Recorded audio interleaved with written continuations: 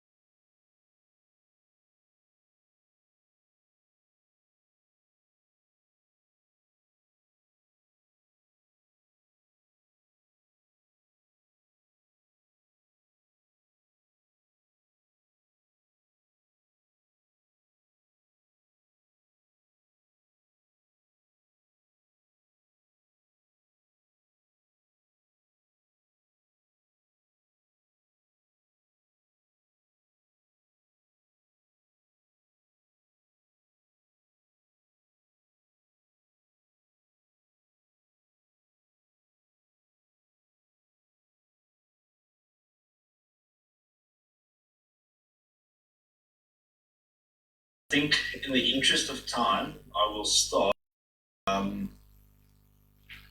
this conversation.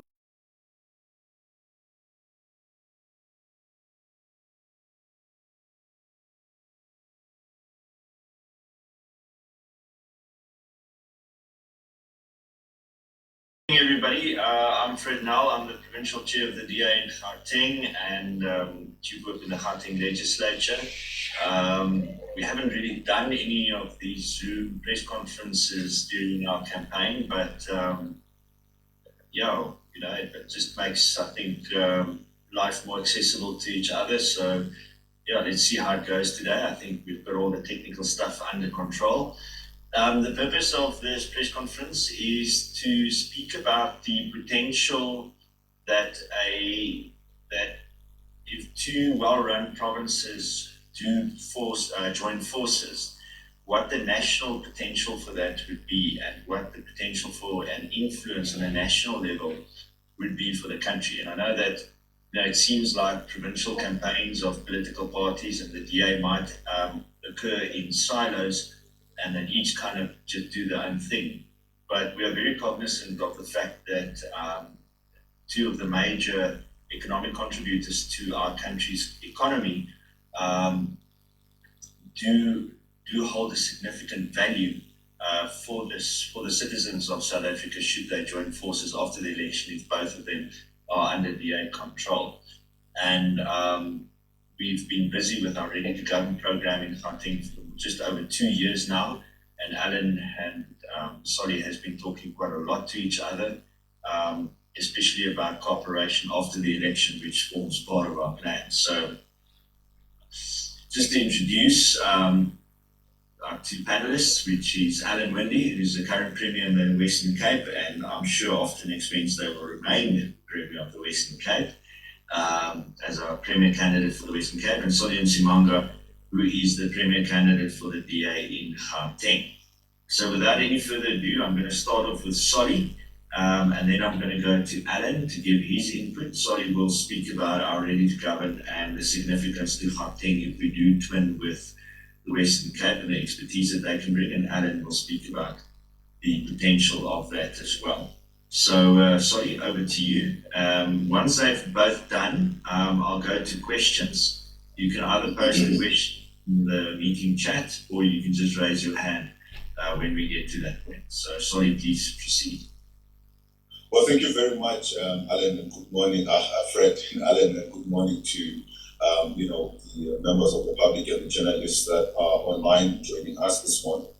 Indeed, Fred, Gauteng is the economic hub of the country. We are accounting for between 33 and 36% of South Africa's gross domestic product.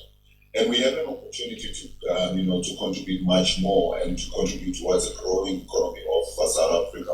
But under this government, this remains also a pipe dream because of rampant corruption and maladministration. This is something that we take it very, very seriously, and we want to make sure that if we are to then look at partnering with the Western Cape, we might be able to then rescue South Africa also from a further economic decline. If you were to look at the issues around unemployment, poverty, and crime, you would have seen that it has also now skyrocketed under the current ANC government.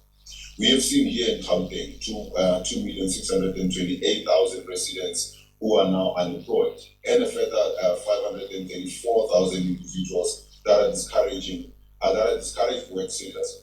The time is now to make sure that we're able to then change the situation and to rebuild the Gauteng to fulfill that dream of 1994. And we are committed to do that. The Democratic Alliance has a plan, and we want to make sure that we do rescue Gauteng to make it great again. And as somebody once said, when Gauteng catches a cold, the rest of South Africa catches, or when Gauteng sneezes, the whole of South Africa, catches a cold.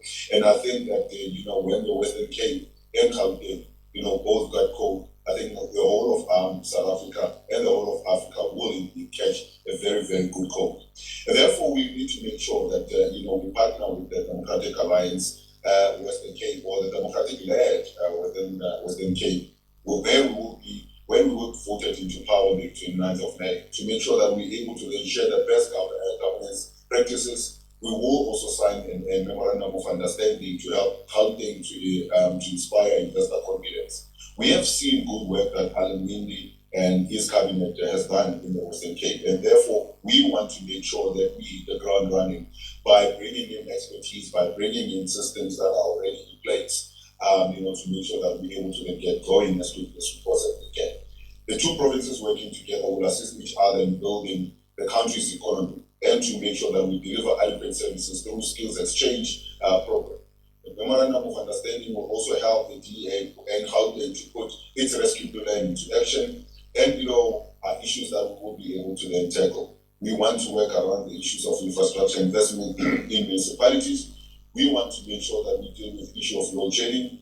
We want to deal with issues of public procurement. As you know, the Western Cape government has been enjoying clean governance and have been enjoying clean audits year in, year out across all departments. And I think this is something that we want to then look at. We very much cognizant that we cannot continue to do the same thing and then expect different results. What we now need in Gauteng is to have not only a change of government, not only in terms of the personnel, but also in terms of the culture, in terms of the system. And we know that once we then begin to then look into the Western Cape and tap into the talent and tap into the skills and the system, we should be able to then deal with the change that we want to then see here in Gauteng.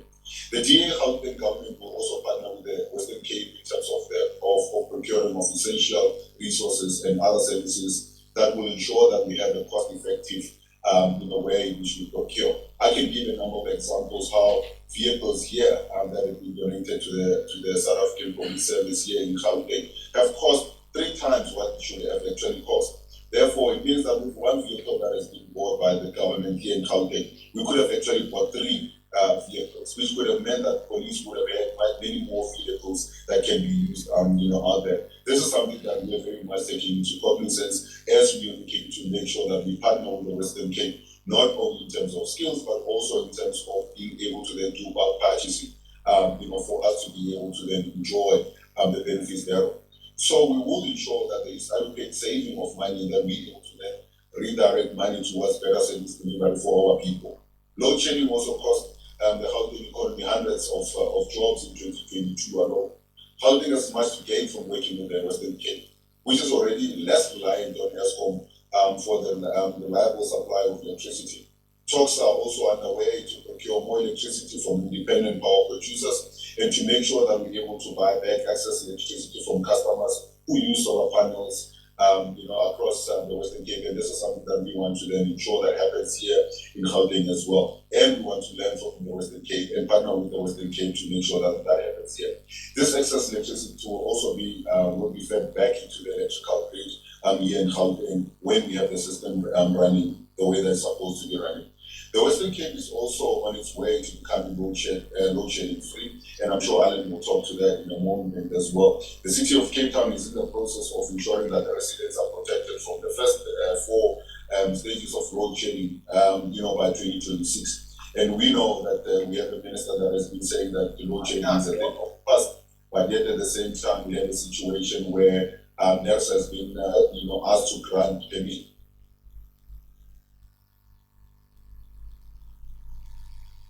to go up below CS and all has been granting permission for them to be going up to stage 16 of load shedding if indeed load shedding is a thing of the past.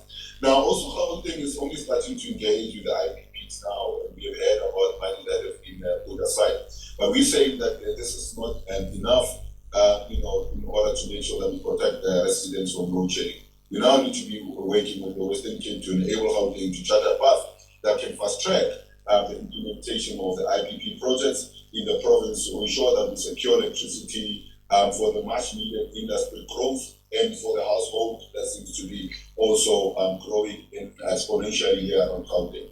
A well-run provincial government will also ensure that all key decision makers are fit for purpose. Gauteng will utilize the expertise of the Western Cape government to assist with the redesigning of the current system to ensure efficiency and to ensure that we eliminate corruption and ensure that maladministration is something of the past in Gauteng. Gauteng really needs that, not only for its residents, but for South Africa as well. Because when we do that, we will also be able to then show to the private sector the seriousness in which we are taking the job of government that will bolster also confidence for them to be able to then come in and put their money here. The Western Cape also will be assisting us in getting proper systems up and running in Gauteng so that we can start delivering services immediately to our residents. I'm very much encouraged by a number of things that they've done there. The speed in which they're able to then build schools, the speed in which they're able to then fix certain infrastructure programs, the speed that they're able to respond to disasters when disasters do strike there. This is something that we want to then learn from the Western Cape and be able to then implement here. I mean, if you were to look at it, since 2019, 2,717 or 2,217, classrooms has been built in the 35 new schools and also 15 replacement schools and existing 323 existing schools that have really received some injection in terms of refurbishment or building of new classes. In 2023, the Western Cape had also been able to build an additional 22 new schools compared to Gauteng's record of building 20 schools in 8 years. So Western Cape built 22 schools in 1 year, Gauteng builds 20 schools in 8 years. And this is something that is a great challenge that needs to be addressed as we're looking into the in-migration, into the Western Cape and also into Gauteng. How do we make sure that we're able to then build, for the future populations that are coming into these provinces? And this is why this partnership is going to be very important. Furthermore, this is the only province, if you were to then compare Gauteng, Limpopo, and the Eastern Cape, where murder rate has declined. So if we're looking in terms of the issue of safety and security as well, there's a lot that we can learn from the Western Cape, and Alan, I'm sure we'll talk to that. The Western Cape was the first province to then introduce what we call the LEAP, or what is called the Law Enforcement Advancement Plan Officer Program, which is looking at rural safety, K9 units, and also being deployed in other areas where there is high rapid crime or where there's crime trends that needs to be addressed. They have started deploying wardens in those areas, and this is something that now miners have tried to do, but have fumbled around that because of not following the right processes. And this is something that, again, the Western Cape can teach quite a lot there. The partnership with the Western Cape will also be critical for this country as a whole. We really want to make sure that when Gauteng and the Western Cape work together, our colleagues in the Western Cape, and with the understanding that our nation can only succeed when all parties are working together, will be able to then give this country the best potential going forward. Since 2009, the Western Cape has proven that the separation of power between the party and the state is the way to go, and they have not succumbed to cadre deployment or employing officials who are not fit for purpose and clamping down on corruption. You can be rest assured that when we get into power here in Gauteng, that will be the modus operandi going forward as well. We will create an environment that promotes investor confidence and also that is able to attract investors into Gauteng. We have seen quite a number of wealthy people and skills that have been flocking to the Western Cape, and we want to make sure that Gauteng becomes a beneficiary of that as well. We're able to then retain the investments that we have here, but also to grow that here in Gauteng. And that can only be done if you have residents that feel that there is a government in place, there is a trend working for them. And therefore, this is why this partnership is important for us, and we are going to be working very, very hard to make sure that it happens post the 29th of May, Fred. And this is why this partnership is going to be very much important, because we want to hit the ground running. We want to get going from day one, to get systems in place to make sure that we have an overall culture change that is going to lead, to a better governance here in Gauteng, and we will work with the Western Cape where things are actually working to make sure that happens. So that's from me, Fred. Thank you very much. Thank you very much. Sorry, Alan, over to you to speak about the potential of a twinning and the national importance of something like that. Thanks. Thank you very much, Fred. And Solly, listening to you speaking, I cannot wait to be entering into a twinning agreement with you and your government after this election. Now, as a province, we have a number of twinning agreements around the world with various states in different countries around the world that add benefit for the citizens of our region. But wow, I can think of nothing better than to be partnering not with a state or a province in another part of the world, but within this country. That would be really, really exciting. And then to share the journey and to share where we've perhaps made mistakes, so that you don't have to make the same mistakes. That will obviously make sure that we enable and bring about change for our citizens far quicker in Gauteng, because we can learn from these mistakes in the past. So if I can start off by saying, I look forward to that agreement. I then look forward to saying, this is what we did. Of course, we will learn from each other, but part of a government to government is how not only politically, but our officials start to work together and share best practice and start to say, well, if you implement this, this is what we learned, and it probably will even enable you to do things far quicker than we even managed to do here, because we can together learn from some of our mistakes that we made in those processes. I think, first of all, about good governance and making sure, it is something that I'm able to say that good governance is a habit in our government. It's just what we do. We've got to make sure that we get that right. It's in your culture, and I'm glad you used the word culture, sorry, because it's in that. It's a culture of the organization. Good governance gives you great audit outcomes, and we sit here with 100% of our departments with unqualified audits and 100% of our entities with unqualified audits. So that enables you, because it's a habit, to get to focus on services and delivery and what you need to do as a department or an entity. Of course, layer upon layer within the organization is an overall governance, and then that links through to how your money is spent, how your audits are managed, how you make sure that your money is going to where it needs to go to without being stolen along the way, or narrowing costs. You were talking about sometimes how much it costs in procurement. What are the lessons we can learn in procurement? It also goes a bit further. I mean, our government has been now, we've had lifestyle audits in place. Even the lifestyle audit process is a learning curve, and how do we added extra and bolted on extra checks and balances so that we can make sure that we are always staying ahead of any risk. And so there's another area, from procurement to lifestyle audits, and then overall to culture of an organization. And it's something that we've been working on now for the last few years, is the organization's culture. If you think about business and a brand, culture is such an important component of the brand and service delivery. Generally, businesses concentrate on this because it's about how they deliver their services to their clients. And in our government, we started a few years ago with what we call the culture journey, because the culture journey is about the culture of the organization and your customer facing to your citizens, and what is their experience when they're engaging with your organization. And what I did, I think it's now a year and a half, 2 years ago, is part of the culture journey. We even entered our government now into the best place to work in the world competition. And now we compete.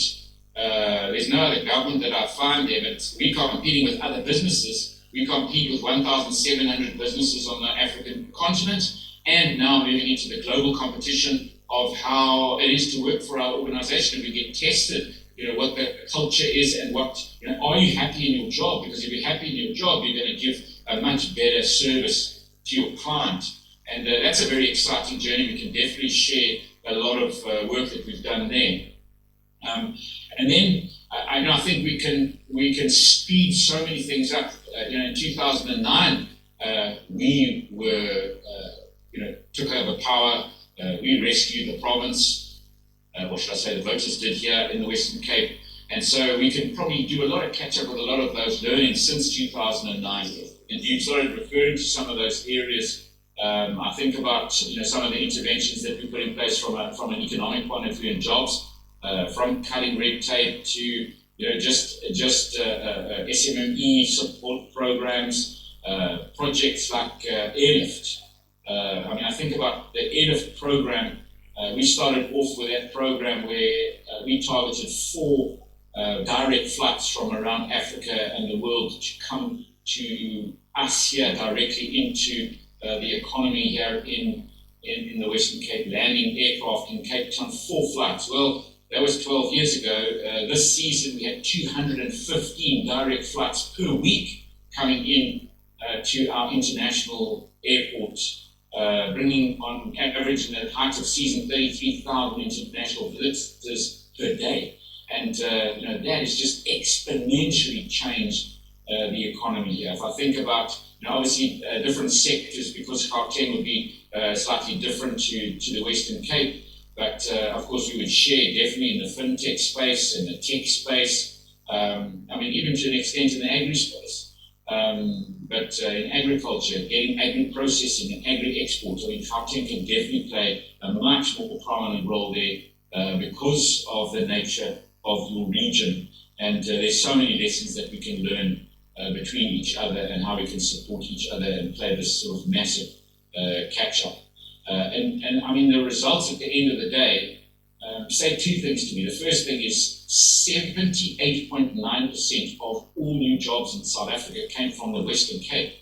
That's quite unbelievable. Because the sad tragedy is that Gauteng, you're the engine room, or you should be the engine room of jobs in South Africa. And now suddenly, a much smaller component of the economy is starting to take this away.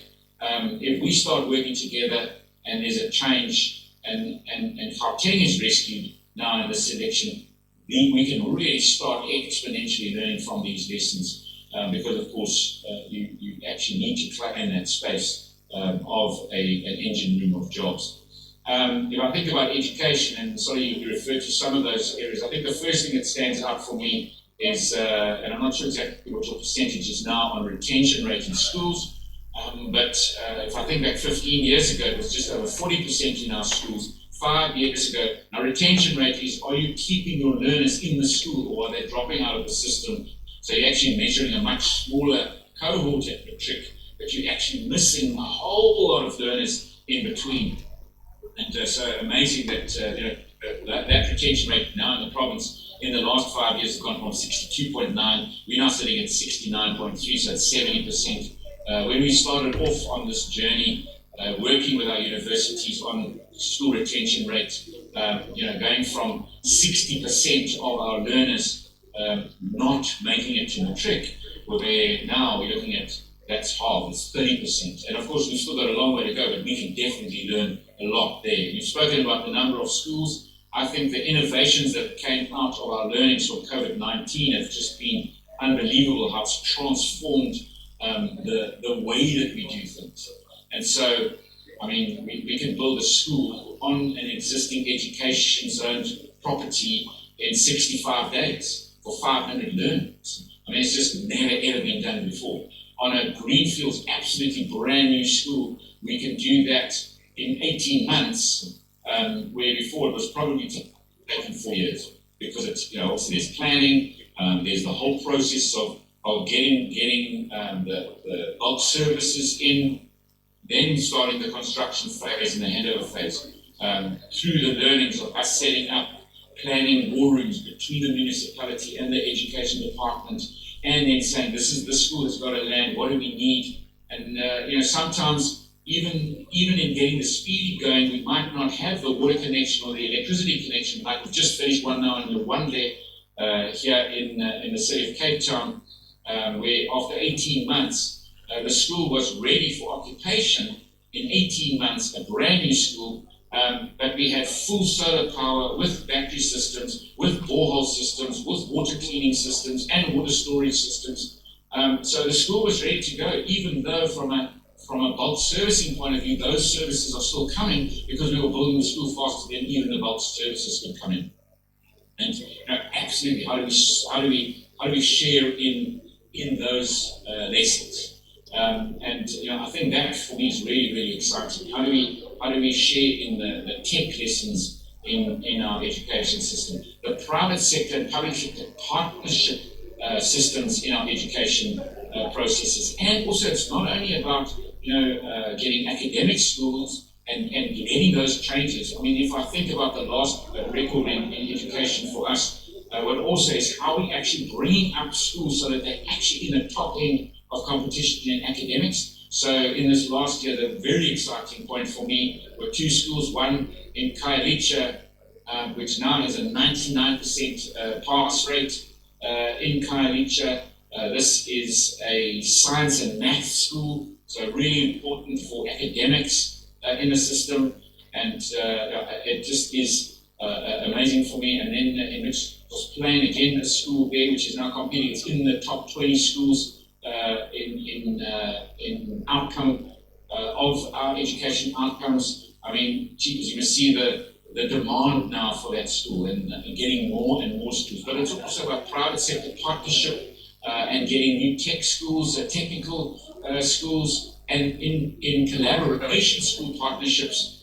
For example, in an agricultural area of our province, where in Bonnievale, the school now, the Jakes Cadwell School, where private sector is the driving force, we come along as a partner, and that has a technical outcome linked to the economy of the region. So that is a dairy region, it is a wine region, so stainless steel fitting and turning and electronics for milking machines, welders, but right down to food and food science in a school. But then we built the second school, which was more coastal, and in the coastal school, it was the learners in the first school at Jakes Cadwell were actually welding up the classrooms and building the electronics for the classrooms for the school that was taking place in another region.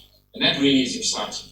If I think about our energy plan and load shedding, I mean, we've got a 7 billion rand budget between local government and provincial government. We've got a 5,700 megawatt plan. We use 4,000 megawatts at peak.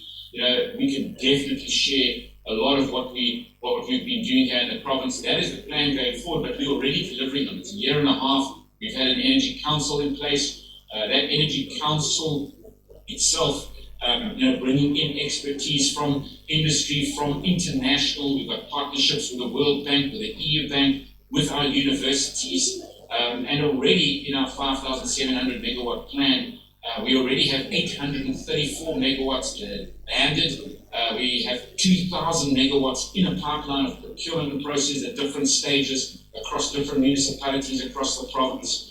We've got even, right down to, while middle class and businesses are putting solar PV and inverters, we've also got programs happening in our schools who are the hardest impacted. So learners in grade 1, but also learners in matric are getting portable power packs with solar panels and lighting systems, so that during load shedding periods they can still keep studying, or young learners can still be reading at night or when there's load shedding, because we've got to catch up so much with reading with meaning. And so for me, the excitement of saying we're going to have a partner province where we can actually start looking at these things in the healthcare sector. We're the only province not only in South Africa, the state has robotic surgery in 2 of our state hospitals already, or ICT connectivity between George and Cape Town that we really can link up the expertise in those hospitals. We've already done more than 500 robotic surgeries in our 2 big hospitals, and it's the only state hospital on the African continent that has these kind of investments. I think about how the linkage to safety and health is so critical. We've built a new forensics hospital next to Protea, or a forensics analysis unit, where we do the forensics that link to crime.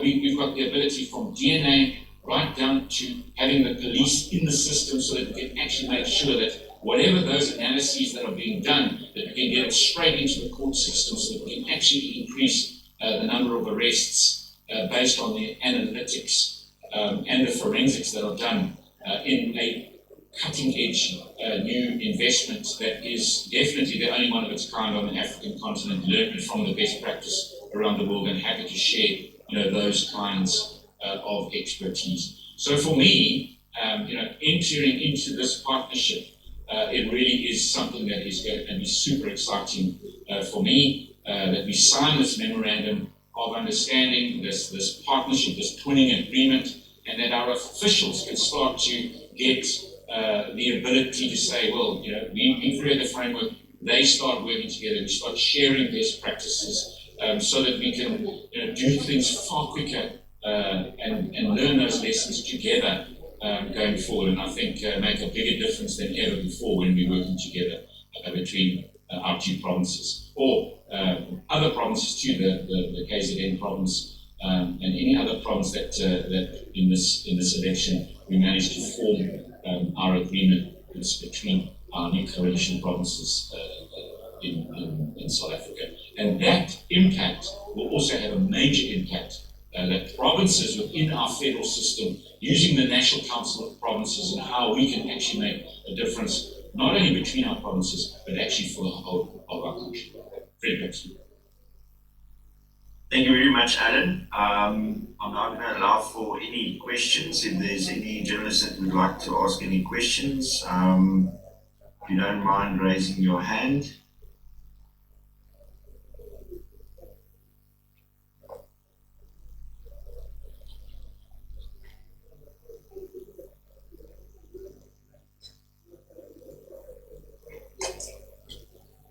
All right, Alan, I think this question is to you. It's from James Sitelo from Kofifi FM. They're broadcasting from Westbury here in Joburg.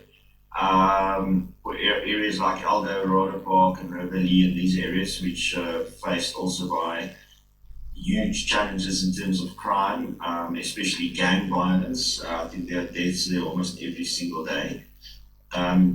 These areas, as we know, like the Cape Flats, are facing challenges of gang-related violence. How will governments in these two provinces under your partnership better address this? Obviously an issue that you struggle with in the Western Cape.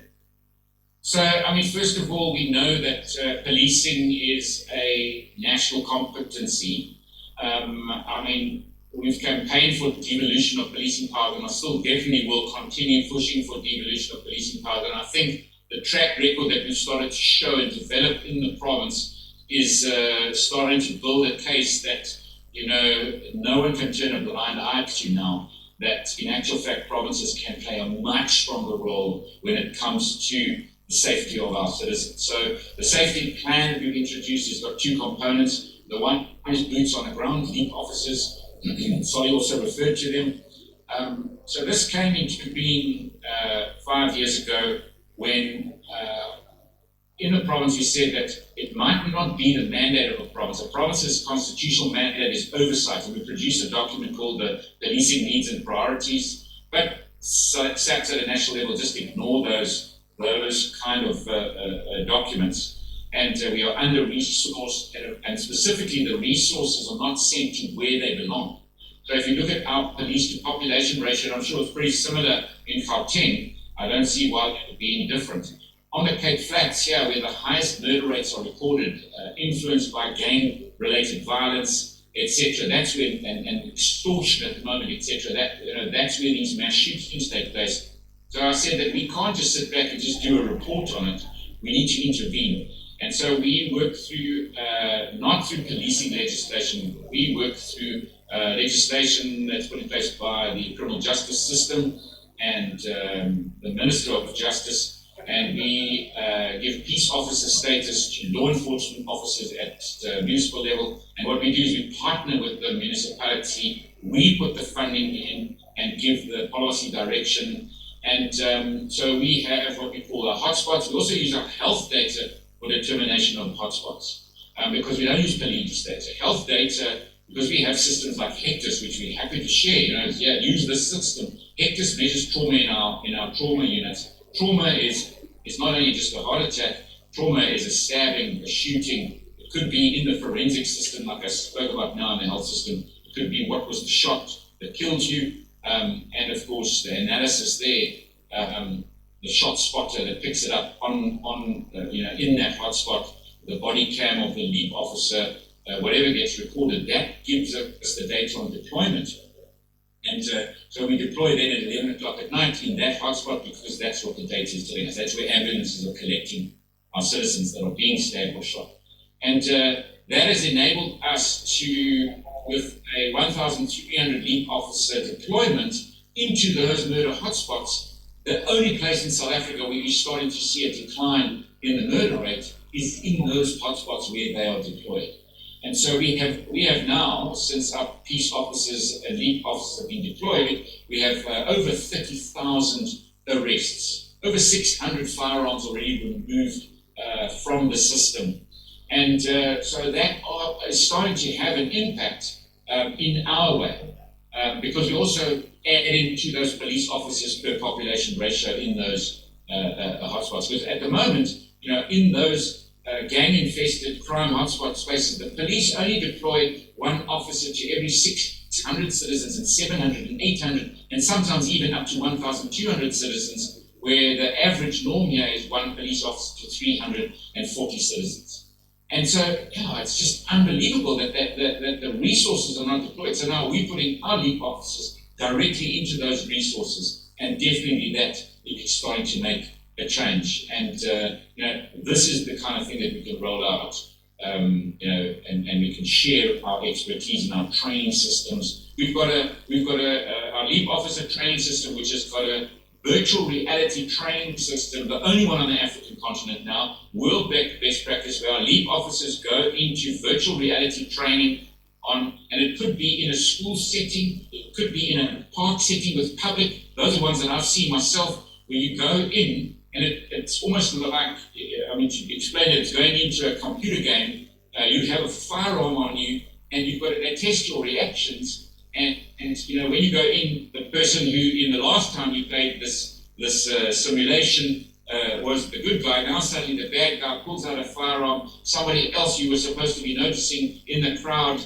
and then it analyzes your reaction time, where your shots were, whether you shot or not. Did you shoot in a bystander? And so building your skills in these simulation styles. Or we've just now launched Eye in the Sky with camera technology that has just been released into the private sector, military, top-end military grade camera systems in Eye in the Sky, that we can track you wherever you are, day or night, as we're tracking criminals. And so you link those things together, that's the kind of difference that a province can make in a policing system. Thank you, Alan. Sorry, you want to give a quick comment there, because you yourself have been to Riverlea, Westbury and Elders, and we even had a crime ops there just a week ago. Well, yeah, I think, Alan touched on a number of things that we have been saying that needs to be done, and this really emphasizes the reason why we have to, partner. We have, been raising the issue of evolution of power from the national to provincial level, so that we're able to then have many more police that we can actually then train and deploy here, according to the crimes that are taking place in this province. And therefore, I will say it again, the one size fits all is not going to help.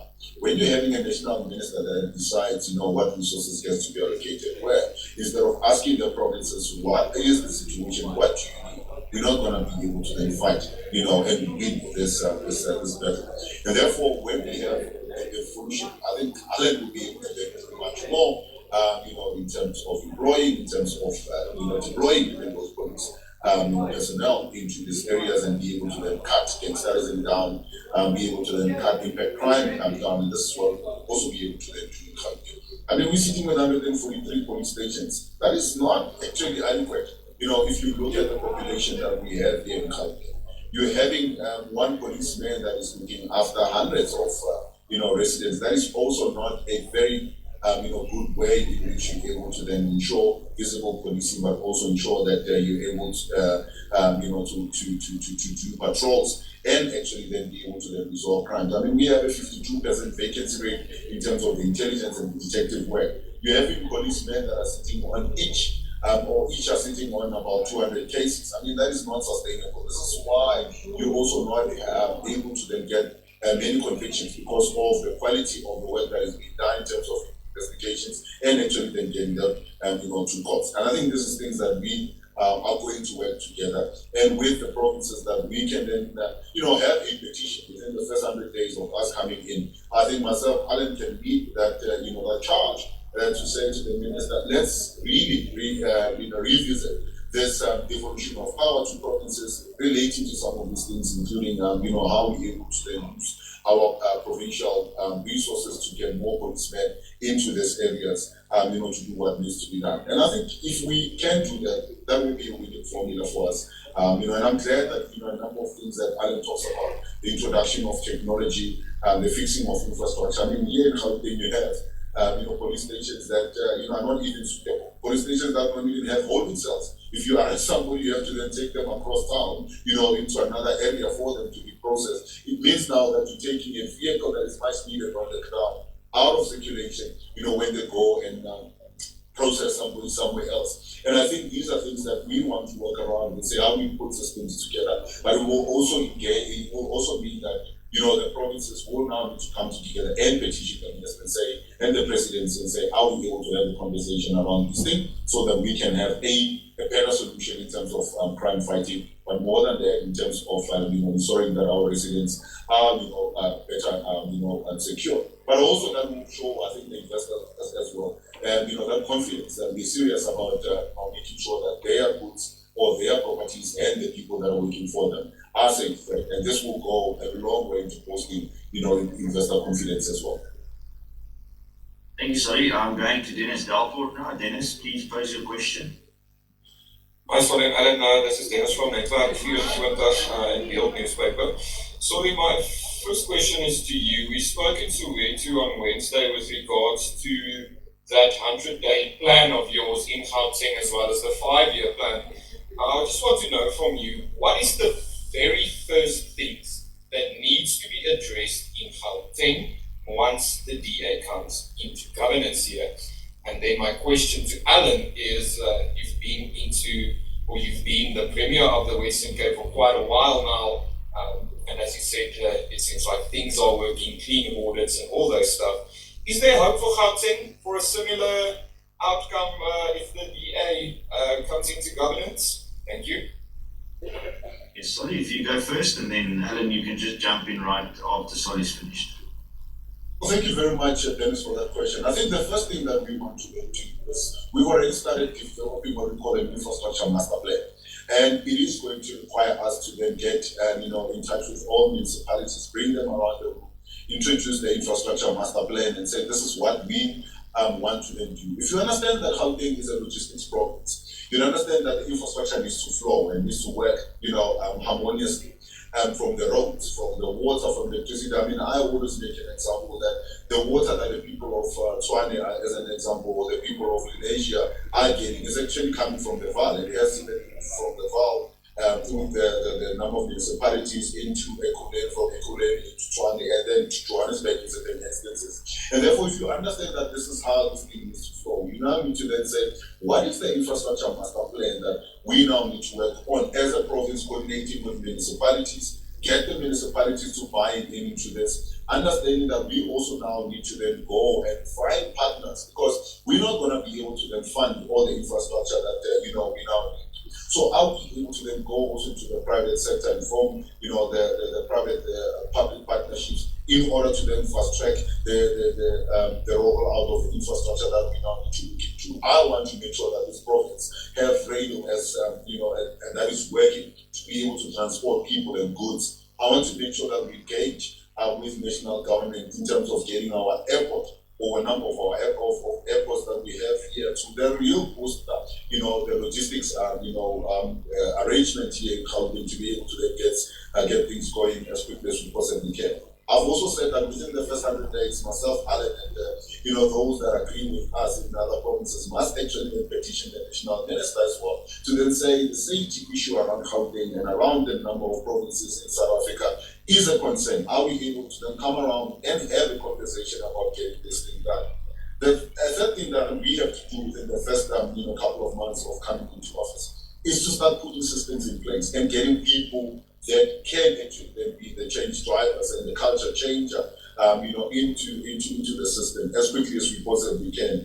able people that are able to then get in and understand that the system is to work. If we're able to then do that, I think we will be able to then see the change, taking place a whole lot quicker. We'll see, accountability. We'll see delivery taking place a whole lot quicker. And this is what we want to then do within the first 100 days. That will lead to a number of things taking place. It will lead to then, having much more control and much more better, health system or a health sector system that is there. That will lead to schools that are able to then work a whole lot better and actually then being, the infrastructure thereof being taken care of. It will lead to us looking at seriously addressing the issue of police stations and actually resourcing the police and the police stations that are there. It will lead to us being able to then also, get the economy going. So these are things that we want to do within the first couple of months, setting the systems in place so that when you start rolling out, you'll be able to then hit the ground running much more quicker. Thank you. I'm just going to come straight in, Fred, as you said. And I've got absolutely no doubt that with the DA government in Gauteng, you will start to change things and see things change immediately. I also think what will happen is you'll start to see business confidence increase.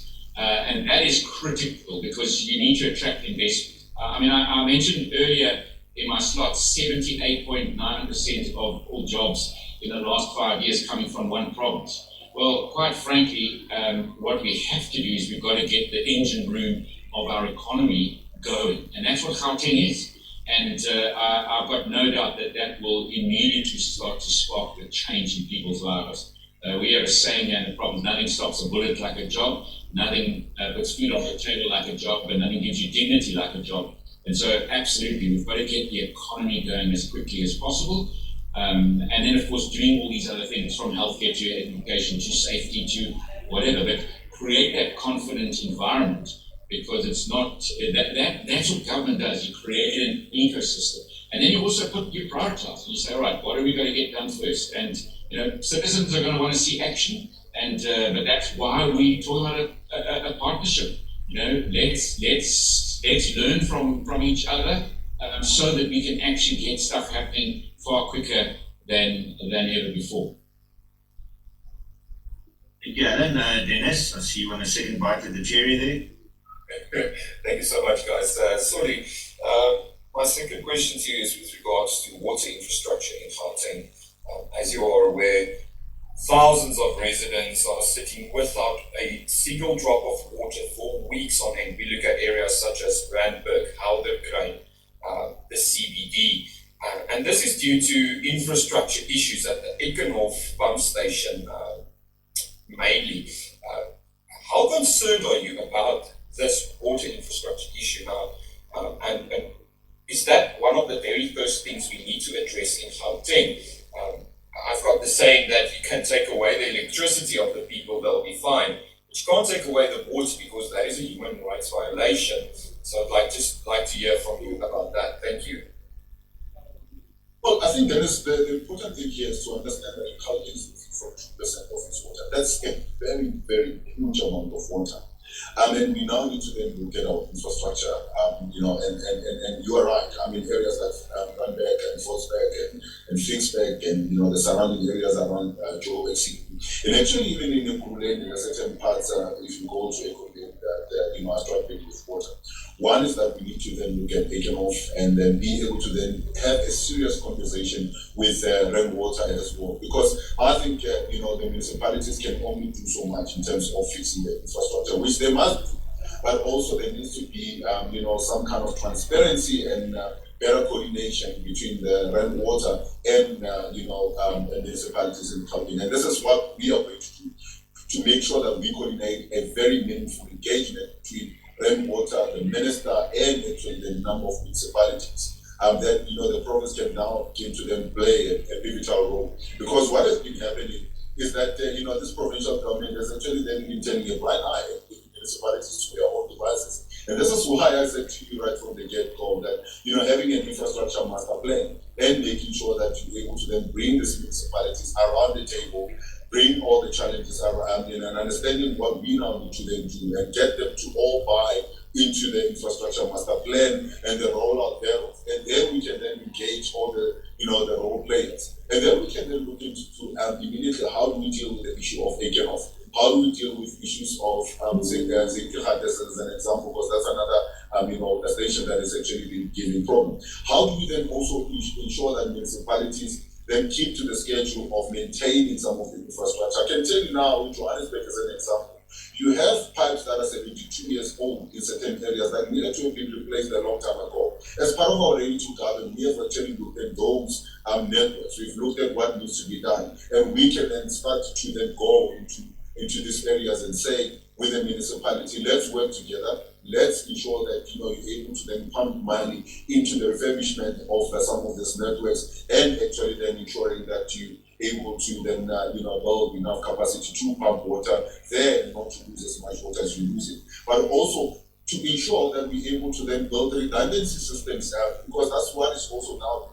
When you have load shedding in certain areas, Ekenhof is actually then affected. Because when there is no pumping of water, residents are using water, then the reservoirs are running very, very low. And then, you're not able to then build up the capacity fast enough to be able to then continuously supply the water to residents. This is part of our infrastructure master plan. We have plans around there, and we will be able to then implement them with the municipality and getting the national minister and also Rainwater in onto this, and then we can work together to roll out a plan that will work for the residents.